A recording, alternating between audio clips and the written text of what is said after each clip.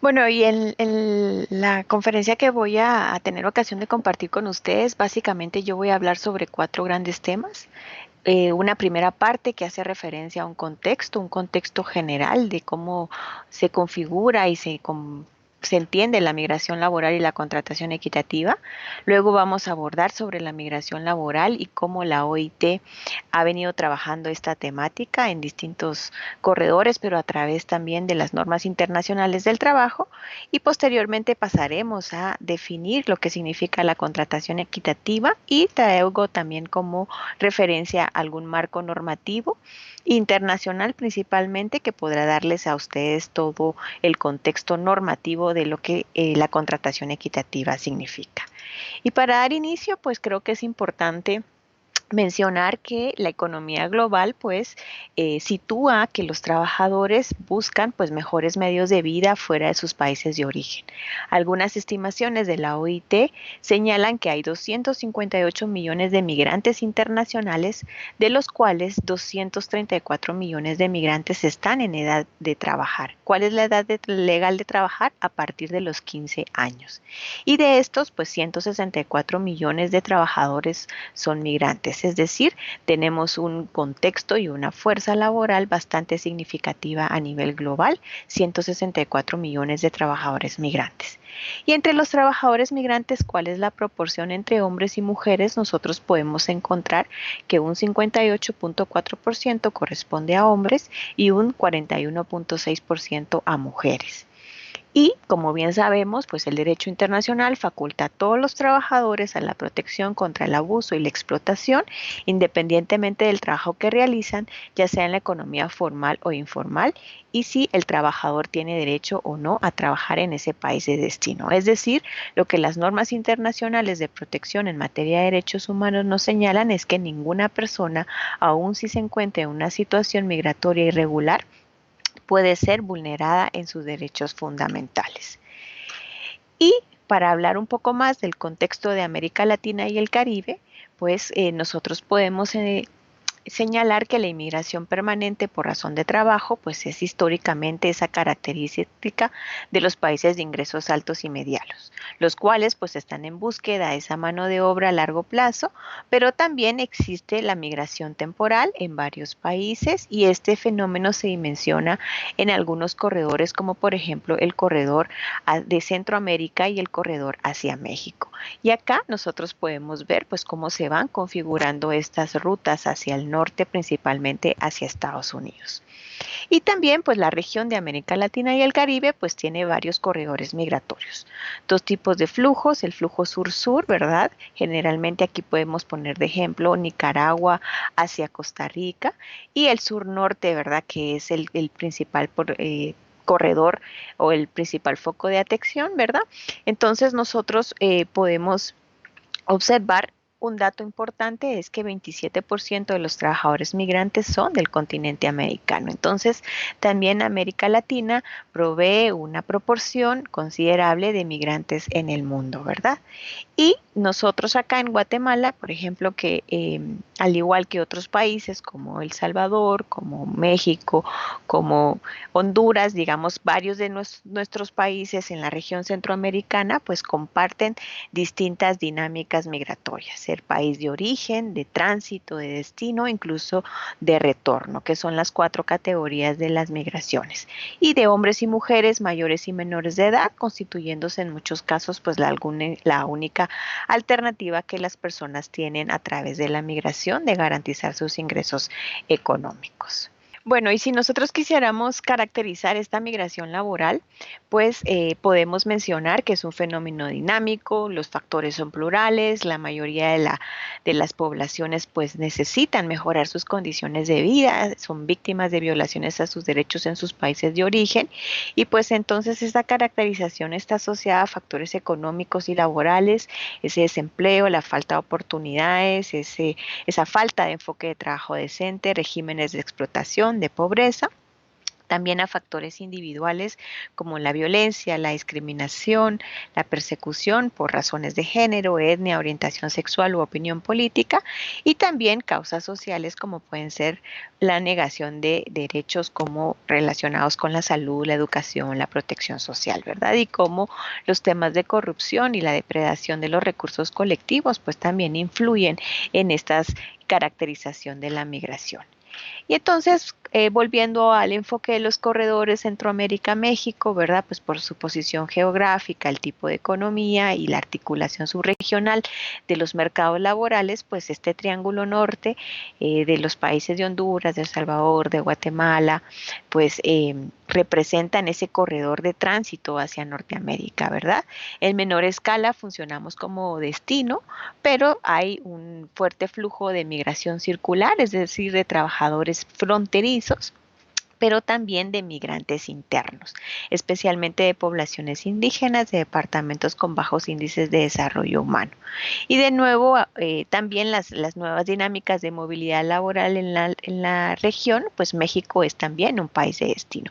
Entonces, digamos que aquí en este corredor de Centroamérica, México, pues nosotros encontramos migración de tránsito, migración de destino, migración circular, trabajadores fronterizos, migrantes internos y una serie de dinámicas que van configurando esta región.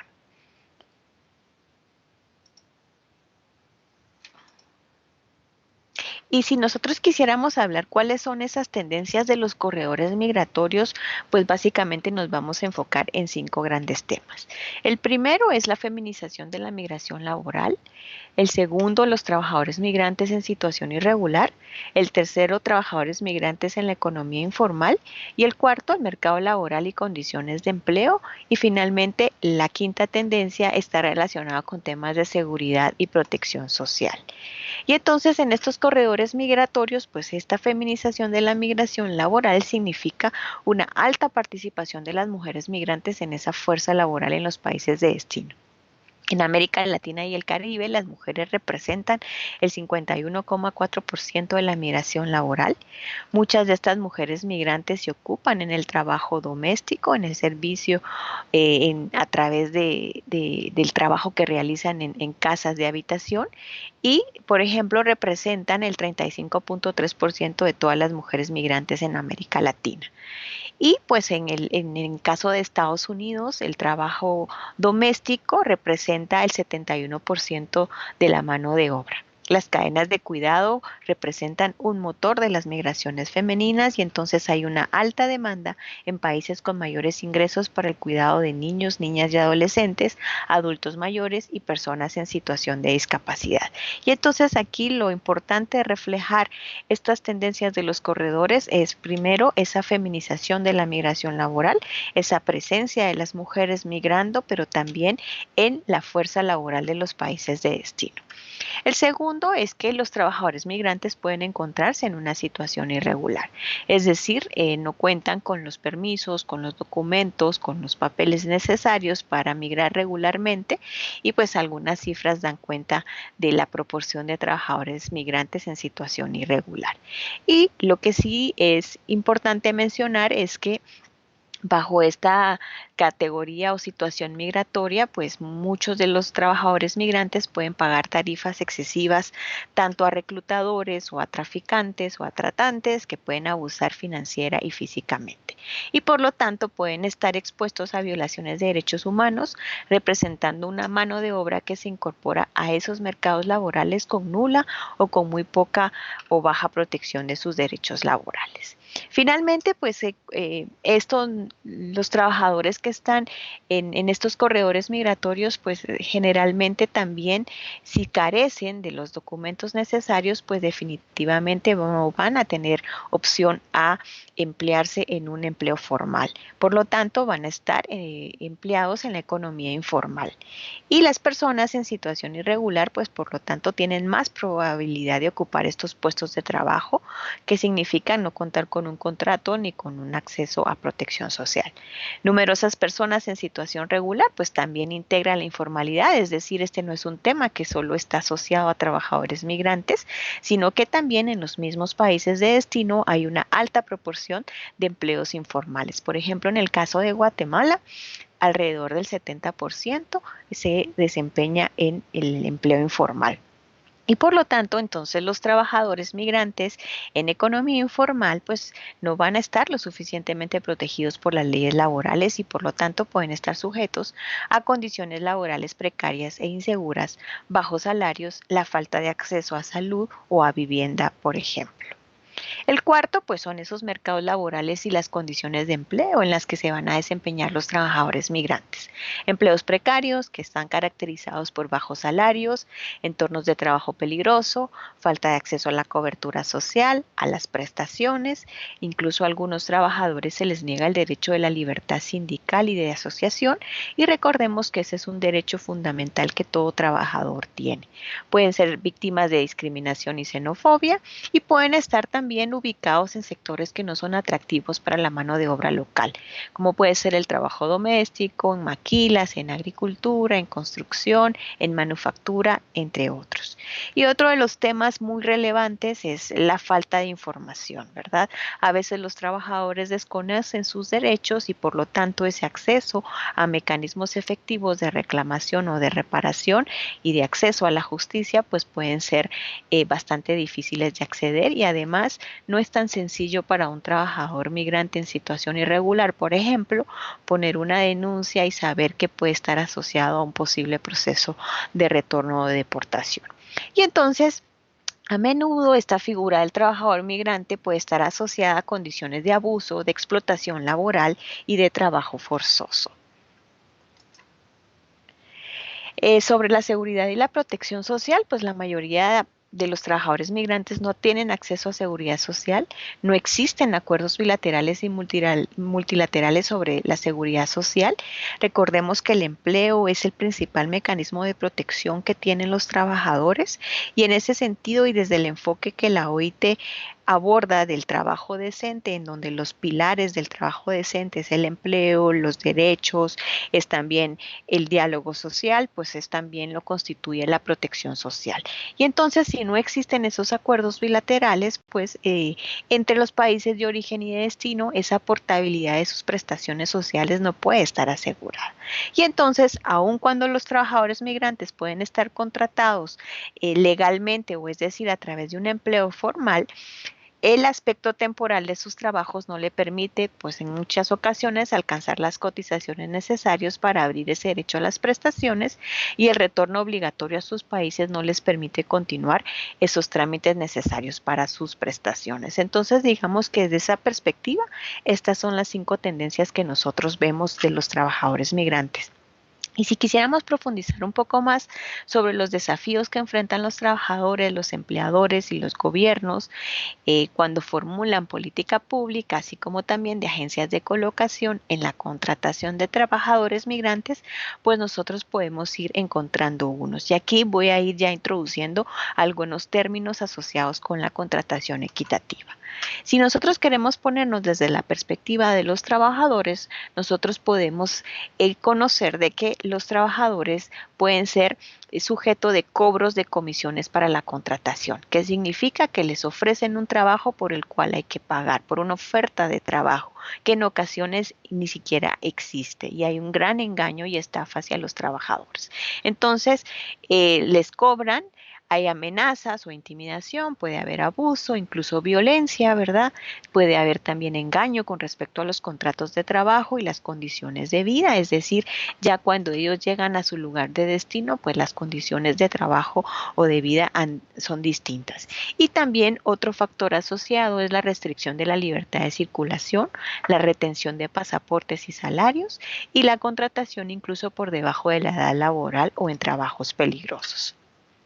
Si hablamos desde la perspectiva de los gobiernos o los formuladores de política, pues primero es que es necesario asegurar que se puedan establecer y aplicar marcos regulatorios efectivos, que puedan existir esos acuerdos bilaterales o regionales, pero que también puedan ser monitoreados de manera efectiva para lograr que se brinde esa protección a los trabajadores. Y sobre todo también es importante mencionar que este tema de la migración es un panorama que varía y cambia constantemente. Por lo tanto, necesitamos ir adecuando las políticas, las legislaciones y los procesos ante este panorama y este contexto cambiante. Y si lo ponemos desde la perspectiva de los empleadores, de aquellos empleadores que requieren de la mano de obra de trabajadores extranjeros, pues ellos también pueden incurrir en altos costos, pueden también no tener la información de manera veraz y oportuna, y también aquí podemos encontrar que necesitan combinar o adaptar las habilidades de los trabajadores con la oferta laboral disponible. ¿Qué significa? Que a lo mejor yo como empleador tengo una necesidad de 100 trabajadores con un perfil determinado, pero la oferta que recibo de los países de origen pues difiere bastante. Por lo tanto, hay una necesidad de adaptar esas habilidades de los trabajadores. Y si hablamos de las agencias de colocación, que son también otro actor que se refleja dentro de estos contrataciones hacia el exterior, pues puede ser estos desafíos asociados a una falta de regulación o supervisión gubernamental adecuada. Puede también el incremento en el costo y giro del negocio, ¿verdad? Porque en algunos lugares donde estos procesos pueden ser bastante discrecionales o arbitrarios, pues pueden estar asociados a hechos de corrupción.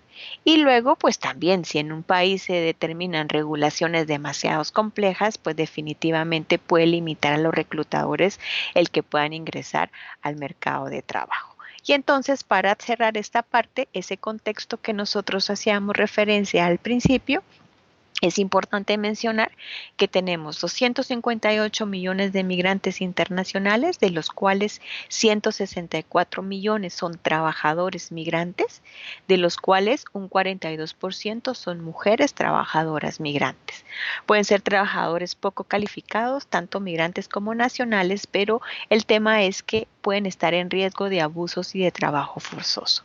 Hay también en el contexto 260,000 agencias privadas de contratación y por lo tanto es necesario conocer las necesidades y las realidades para una efectiva regulación de las agencias, pero también importante que hasta 10,000 millones de dólares se recaudan anualmente de los trabajadores migrantes para esas comisiones ilegales.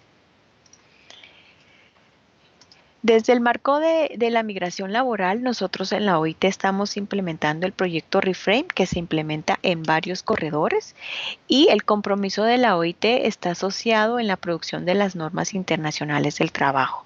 Y aquí es importante mencionar que la OIT se constituye como un ente tripartito, es decir, la OIT está conformada por los gobiernos, por los trabajadores y por los empleadores, que son los actores del mundo del trabajo, y pues ellos en el trabajo que se realiza a través de la OIT, pues se adoptan y se aprueban normas internacionales del trabajo.